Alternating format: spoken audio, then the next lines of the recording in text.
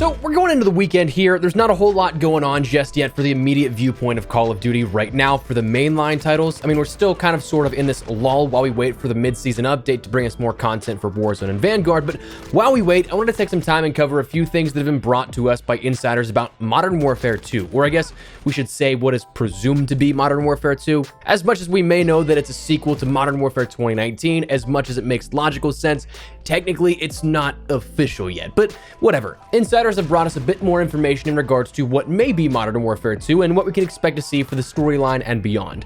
Today I want to break that down for you so that you are in the know and entirely up to date. That said, as we go along, drop your thoughts down below. How do you think this campaign will work out? Are you looking forward to the storyline of this? Are you looking forward to the campaign, multiplayer, whatever the case? And if you could add one weapon to the final game, what would you add? But if you enjoyed the video, do me a favor and drop a like on the video. And if you are new to the channel, hit the subscribe button so you don't miss a single thing regarding all things Modern Warfare 2 as we gear up for what should be an eventful year here.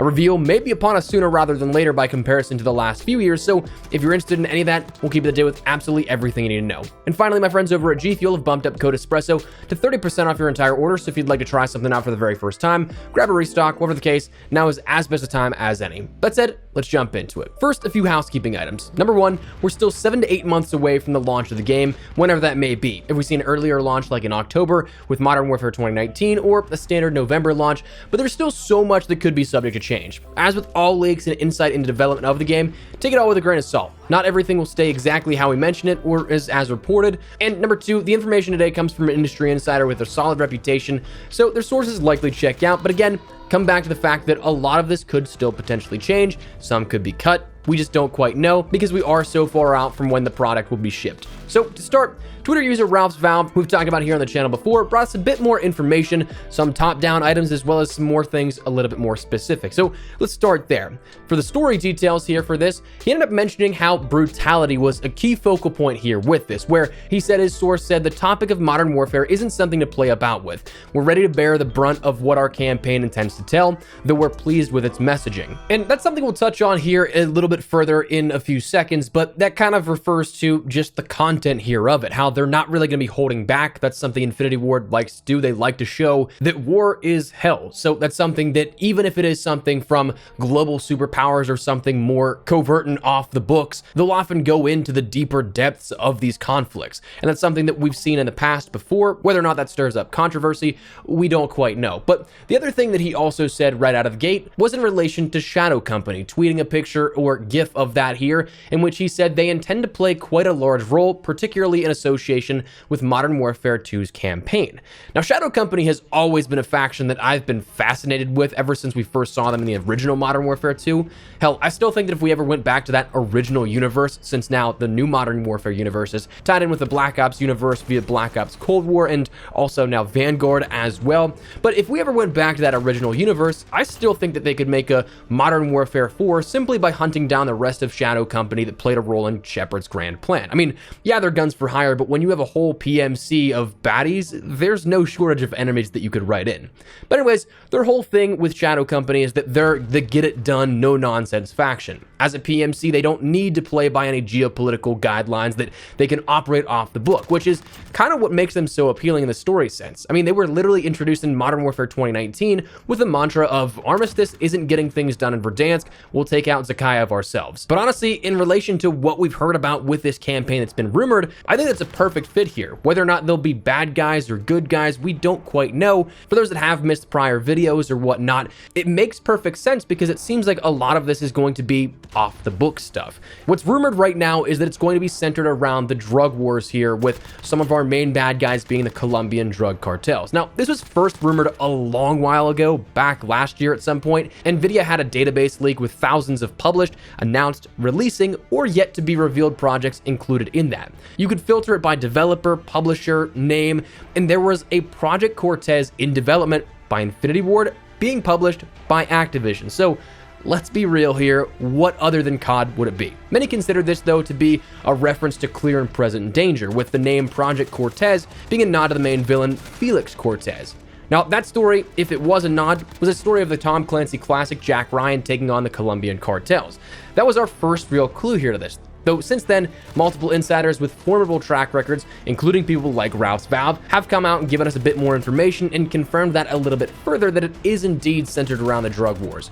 So this would be then taking place in and around Colombia, where Task Force 141 would have shifted from the global fronts of stopping Alcatala following their run-in with General Barkov and Hadir, both in the campaign, throughout Spec Ops, and then Warzone, where that culminated in 141 stopping Zakaya from launching the nukes out of Verdansk, enacting World War III. But insiders saying this follows the drug wars have detailed that this is going to be a much more covert, stealthy type of game. Off the grid, bare bones armor vests, more mobile and agile ribs to traverse the water, small helicopters to man the air, no big guns ablazing like tanks or anything like that. And from what's been rumored, it's apparently something that they wanted to kind of follow the design approach of things like Clean House, which in my opinion is probably one of the best campaign missions we've had ever, especially though in recent years. So to follow more so tense in the moment storytelling, this is kind of where that's going. They also have mentioned in the past that it could make headlines for being so twisted, which again comes back to that additional mention of brutality.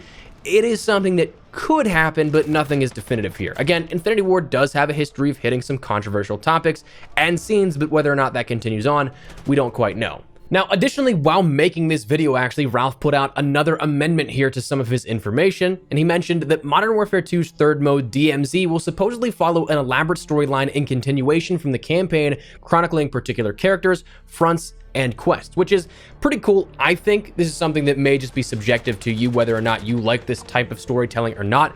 I very much so enjoyed the fact that Modern Warfare's entire experience was kind of one unified storyline, one unified universe. I like that we continued on from campaign into Spec Ops into Warzone, and so without Spec Ops this year, it seems like they're going to be trying to do the same thing here at this, with maybe even Warzone being a continuation of that storyline from DMZ.